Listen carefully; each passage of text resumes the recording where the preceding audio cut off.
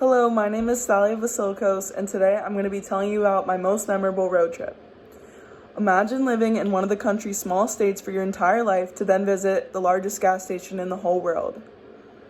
With some people never getting around to taking that trip they've been thinking about, understanding the experience of seeing amazing road destinations may just want to make you get behind the wheel. Today, I will describe my memorable road trip from South Florida to Delaware, including the amazing stops I took along the way.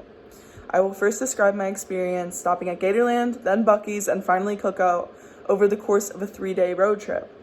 This road trip took place about 2 months ago in December, and it was my mom and I traveling in my car. We've done this trip a couple times before, so we kind of knew what to expect, and we knew some of our favorite spots to stop at, so we kind of pre-planned the whole thing. The first day, we kind of got a late start on the driving. The whole road trip is about 1,500 miles, and we like to take it slow. So we knew that the first day we would just take time, stop at Gatorland, see our favorite alligators. We've been there before. So serving as the alligator capital of the world, Gatorland is home to hundreds of gators and other animals, drawing many visitors in on a daily basis. The park also offers other excursions such as zip lining and an off-road adventure. Day 1 of the trip, my mom and I walked into Gatorland with our annual pass, ready to visit some of our favorite scaly friends. When you first enter, you're surrounded by enclosures of alligators separated by age and size. They lie in piles while they bake into the sun and waddle into the water when they need to cool off. They're reptiles, so they just like to sit there all day, eat food, and tan. Basically my dream. Gatorland always fills my mom and I with so much joy, causing us to miss the place before we even leave. And of course, I couldn't leave without first getting this sticker to keep as a souvenir. We went home, went to our hotel, and basically went to sleep.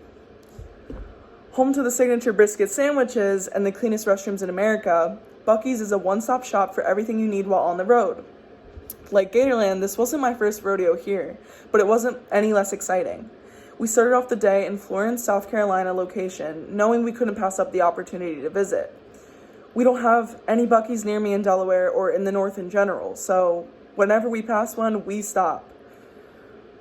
After filling up my gas tank at one of the 100 pumps, I went inside to shop in the world's largest gas station. I was positively overwhelmed with all the options.